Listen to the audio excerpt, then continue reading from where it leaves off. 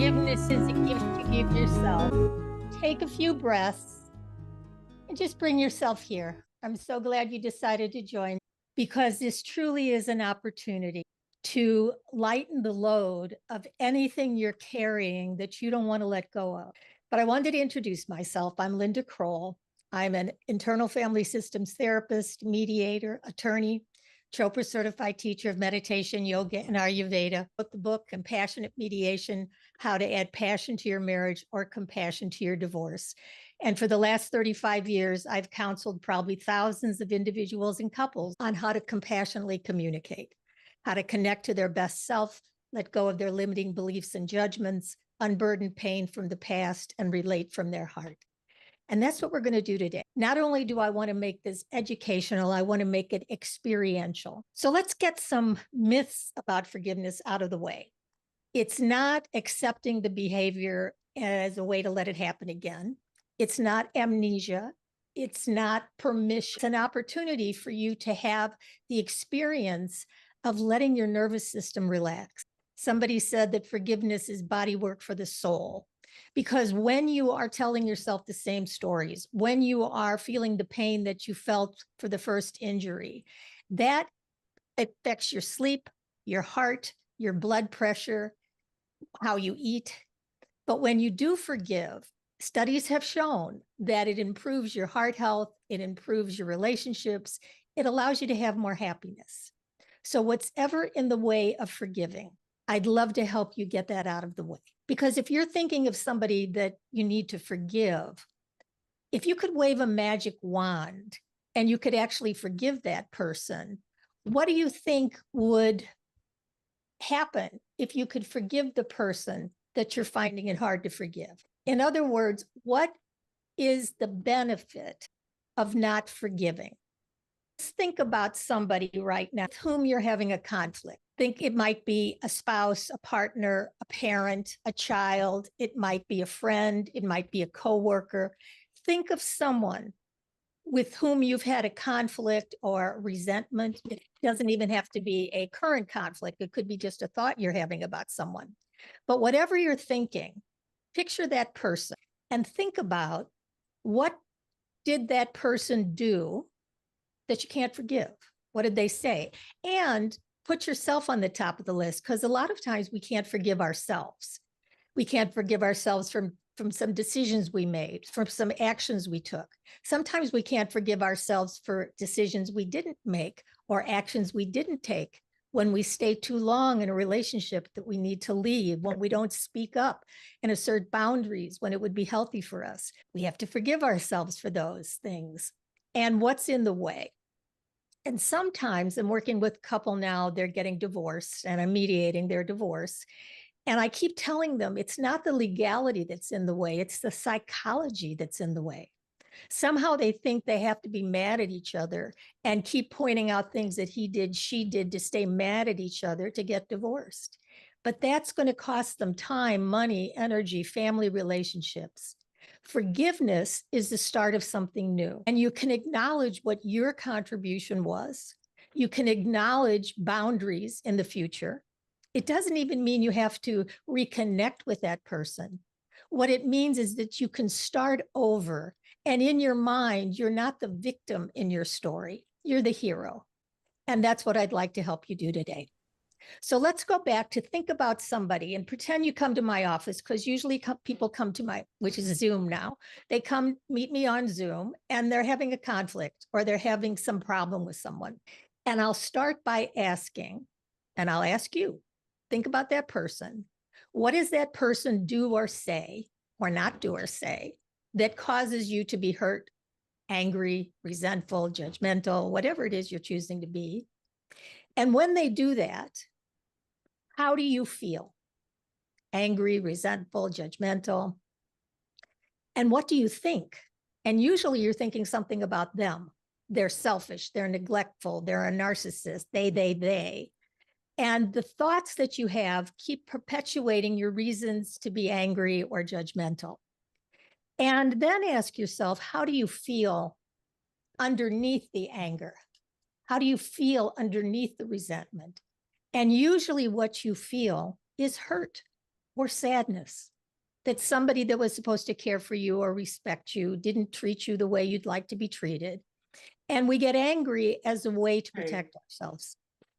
And then what you can do is you can allow yourself to consider, what would it be like if I could bring my best self to this relationship? What if instead of reacting and putting my walls up or being sarcastic or being judgmental or withholding or disconnecting, what if I could show up in what I'm calling my best self? And in internal family systems, we call the higher self has the qualities of calm, compassion, connection, courage, forgiveness, creativity, and compassion. Let's say, and gratitude. I add gratitude. So let's say you could bring your best self to the relationship now, set appropriate boundaries, ask for what you want and need, and start over to either repair the relationship, restructure the relationship with boundaries, release the pain that you're feeling, or renew your decision to move forward in a way that frees you. Because forgiveness is liberation. Forgiveness is freedom, and boundaries create safety. So I want to help you do both. All right, so take a breath. Let's go back to the person with whom you're having conflict. And if I were talking to you online, I would say, if you could wave a magic wand, back to that magic wand, what would you like to see happen? What would that person do to change? What would you do to change? How would you feel? And then what's in the way of that? And usually what's in the way of that are our judgments, our egos, our parts that have an agenda for how other people should be. So I'm going to give you the blurb that I give everyone that comes to my office. I believe we have a healthy self, capital S self. And when we're, quote, in self, we are calm, clear, compassionate, all those C words, but we're not always in self. We're in parts in IFS therapy, parts that we exile or push aside, parts that we manage with and show the world, and parts that we get extreme with. So for instance, when I was a child and my father was manic depressive and yelled a lot, I was scared, but I didn't want to show my fear. I was sad, but nobody seemed to be able to take care of that. And I probably was angry, but as a new codependent, I knew anger wasn't safe. So I pushed all those aside.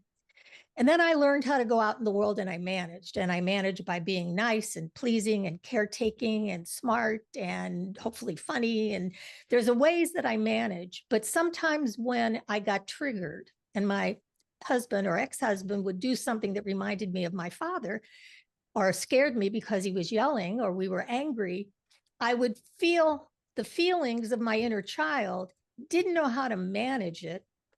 And I would do things to get extreme. Now, because I was a codependent, I didn't get enraged. I probably turned it in. I got depressed. I turned on the TV and watched too much TV. I ate too much sugar.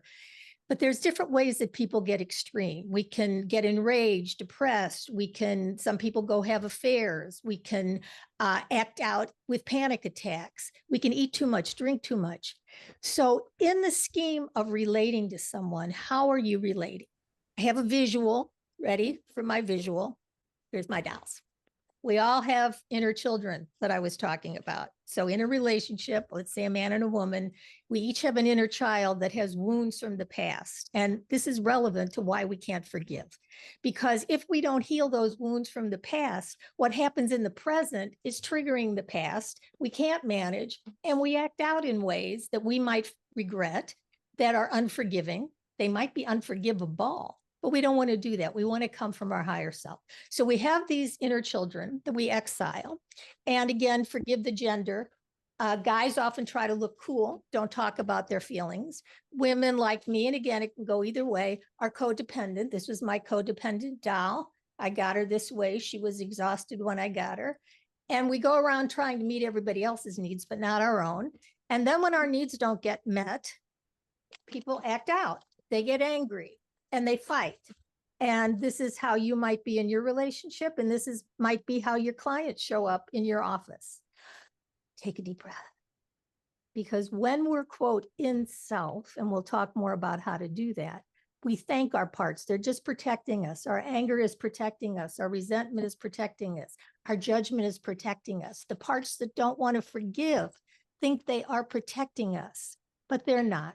They're keeping our walls up around our heart. And when we get more in self, we thank those parts. We don't judge them. We thank them because they're trying to be helpful. All parts are trying to help. And we don't have to be cool. We don't have to be codependent. We start speaking for our parts. And if the other person isn't capable of hearing us, for whatever their reasons are, for whatever happened in their family of origin or their prior relationships, we can tend to our own parts with compassion. And when we do that, we don't need to keep our walls up to keep us safe because we put boundaries in with the people that have hurt us. Because you have clients that might be locked in unforgiving patterns. I do a meditation, which I'll show you how to access later, to give them a felt sense of what it means to come from your heart without your defenses, without your judgments. Talk about my spiritual graft, G-R-A-F-T. And you'll notice that when you think about the person with whom you're having conflict and you tell yourself the same stories and you feel the same pain or sadness or fear, that it keeps regurgitating or ruminating and it goes on and it keeps hurting you because what we think affects how we feel.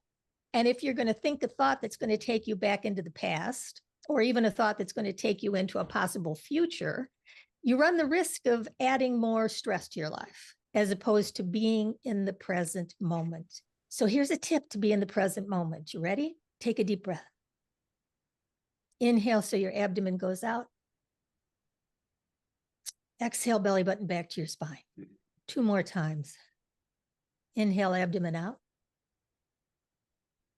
Exhale, belly button back to your spine. 1 last time. Inhale all the way down and exhale.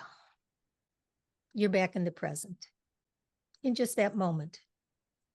And in the present, you have more access to your higher self. And the way to get to your higher self is either to understand your parts better, help them unburden the pain from the past, help them find jobs that are better serving to you instead of putting a wall up or being sarcastic or having a disconnect or being unforgiving. Your parts can go on a board of directors where if you need them to put a wall up because you're really unsafe, that can help you. But basically you show up from your higher self, from this calm, compassionate center. That's the truth of who you are. We are body, mind, and spirit. And our minds affects our body, and getting in touch with our higher self, with nature, universe, higher power, God, whatever out there, and bringing that energy into your life so that you have compassion for everything that you've gone through. But you also have compassion for this other person because you're both doing the best you can based on your family of origin, your prior relationships, your sibling order, and a host of other issues that you can't fix in one session, but you can relate to differently. And you can with my spiritual graph. So here it is. G-R-A-F-T. So let's think about that person with whom you're having conflict or who you can't forgive. And see if you can find something to be grateful for. You know, my father was a manic depressive and he scared me a lot when he yelled, but he was also the most loving man. And I could be grateful for that. My husband and I had some irreconcilable differences. It ended in a divorce, but there was so much I could be grateful for. Our children, our assets, the future, our grandchildren. So find something for which to be grateful. The R-A in graft is radical acceptance. And sometimes we feel that the only way we're going to forgive someone is if they change or if they make an amend or if they do or create something different for us. But that doesn't often happen. So if you get to a place where you can radically accept what is, not stay with what was or project some future, but just accept that this is the current situation, then you could look at your contribution and you can heal your wounds and bring your higher self in. So gratitude, radical acceptance. The F is forgiveness, which is why I'm doing this workshop. It's often the hardest to do. But usually it starts with forgiving ourselves first, not judging ourselves for what we did or didn't do, not being a perfectionist, not looking at it through the lens of people pleasing or popularity or what woulda, coulda, shoulda. A friend of mine wrote a book, woulda, coulda, shoulda, shut up. Because if we could just shut up of those thoughts that have us ruminate on what might have been different, our lives become happier.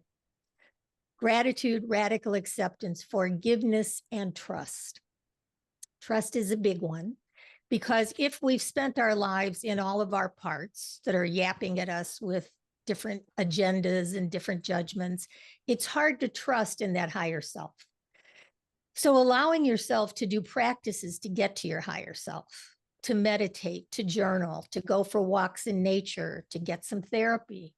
And I'm going to offer you a course in a minute that I'm offering soon on compassionate communication. Because I want you to give yourself the gift of forgiveness right now. Because once we've acknowledged the parts of you, the parts of this other person, if we take a few breaths and we connect to the earth, we connect to the sky, we connect and expand our energy to a field of compassion, we start with ourselves.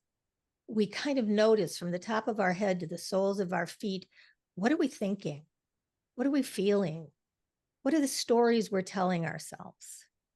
How do we protect ourselves from getting hurt? Are we putting up walls? Are we being sarcastic? Are we in total disconnect? Because you don't have to disconnect. You can set healthy boundaries. And you don't even have to reconnect with someone you're forgiving. Because again, forgiveness is a gift you're giving yourself. It just frees up your energy. Again, it's not amnesia. It's not permission. It's not to be re-injured. It's liberation. Because we don't want to let yesterday's pain affect today's energy and happiness. And that's what I'd like for you. So the trust part, the more you practice these exercises to have more self-energy, the more you get the help you need to see what parts are carrying burdens so that you can unburden them, to listen to the stories that your protectors are saying, because these guys have stories to tell you. They're mad about things or they're resentful about things, but they are because they've tried so hard to manage. And basically, you haven't really given your inner child the attention he or she needs to unburden the pain from the past. Offer you some resources. So the first thing I want to talk about is that I'm offering a 4-session compassionate communication course where I'm going to meet with a small group, 90 minutes for 4 weeks. And we're going to talk about how do you be your best self? How do you let go of those limiting beliefs and judgments keep you stuck and unhappy? How do you unburden the pain from the past so you don't have to carry it in the present and into your future and into your other relationships? And most of all, how do you relate from your heart to yourself first and then everyone else? You go to lindakroll.com/cc course. I also want to tell you, for those of you that are professionals, that my 7th cohort of my compassionate mediation coaching certification is starting soon.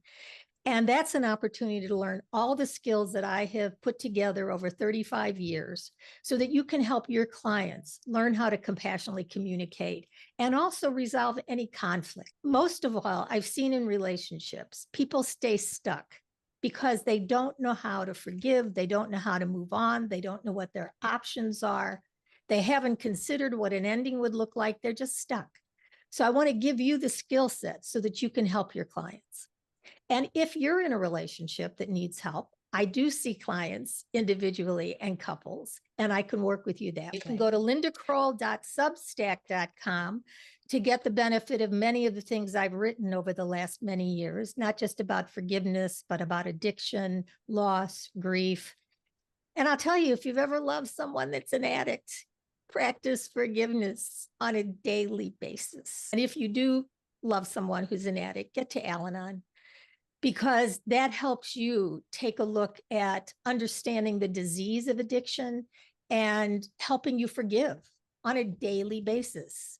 My daughter, God bless her, knew that I didn't care for the behavior of the addict, but I always loved her spirit. And sadly, when she passed 4 years ago from addiction, I could still practice forgiveness. So forgiveness helps in your relationships. Forgiveness helps in your personal life, in how you sleep, how you eat, how you relate to yourself.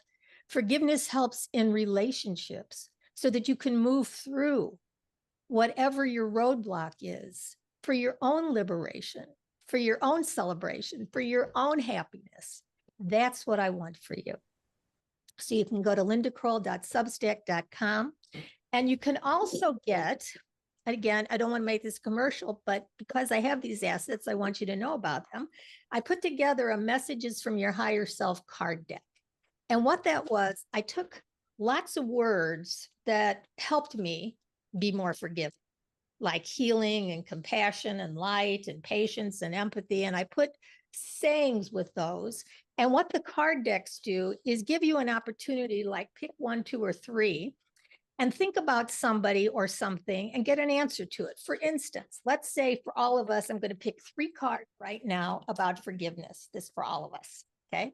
Don't know what it is, but here we go, because I can. All right. The first one is compassion. How do you like that? What can you do to show more compassion to yourself first and then others? So again, forgiveness isn't about, okay, I have to just forgive and hop over all my feelings and have compassion for the other person when I've spent most of my life having compassion for them and they don't care. Compassion first for yourself. Deep breath. Second card, healing. Oh, these are so relevant. Allow yourself to heal from any past or current pain. And I want you to know why this is important. A lot of times we believe we can't forgive because then we won't be safe. We'll be vulnerable. We'll accept the behavior. It will happen again. But the more you come from your higher self, the more you help your protective parts find better jobs or join your board of directors so they're available, just not on full alert all the time. And the more you unburden the pain from your past, the more healing can happen. And then you show up in your higher self. So all your parts recognize you have this higher self. You can learn to set boundaries. You can learn to say no. You can keep yourself safe so that you don't have to get reactive to do that. Third card, rest. Take a breath. Take a rest. Give it a rest. Let it rest. And again, I picked these for all of us by accident. But if you go to lindakroll.com/Etsy, you can get this card deck for yourself or gifts for the upcoming holidays, because it does give you a chance to just reset from your judgment, your anger, your sadness, your pain, your fear, your hurt, your worry, into a new paradigm where you can really show up grateful, radically accepting, forgiving, and trusting, so that your ego doesn't keep getting wounded by what your parts are jabbering is unhealthy for you. And while I've got my dolls, I'll bring out these, because in a divorce situation, there's often a part that feels like they're going to be a bag lady. There's often a part that feels like they're going to lose their pants. And sadly, even in the mediation I'm doing right now, there's a lot of pain and fear of people that think she's out to get all I can, or he's just going to dismiss me and find somebody younger. And the stories they're telling themselves, and their inability to forgive, and their inability to look at what they contributed to the relationship. I made a prediction recently on LinkedIn. I had 3 predictions. One was that people are going to start taking responsibility for their own contributions in conflict. And when you do that, you show up much more humbly. You show up much more ready to forgive, because you realize we are spiritual beings having a human experience. And in our human experience, we get triggered. We trigger the people we love. We trigger the people we care about, that we work with, and they trigger us. And when we get triggered, it's like a pinball machine. We're hurt. We go to protective. We go to anger. We go to resentment. We go to judgment. We go to lack of forgiveness. It doesn't have to be that way. You can forgive yourself. You can forgive other people. So my prediction is the more we take our own accountability, the better relationships will be, the more healing will be. The second prediction I made is just because people think about a divorce doesn't mean you have to go to a divorce. And that's why compassionate mediation is so important, because it gives us a chance to talk about everything with forgiveness, with empathy, with compassion. And when you do that, you can reset a relationship and create something new and stay together. So just because you thought about a divorce and you're stuck in limbo, I don't want this to be the way it is, but I don't want to leave, I don't know what to do, then compassionate mediation will help. And divorce can be a catalyst. The thought of divorce can be a catalyst to a whole new beginning. Because sometimes having the courage to look at an ending and what it would mean to your children, to your finances, to your family, to your friends, deep breath.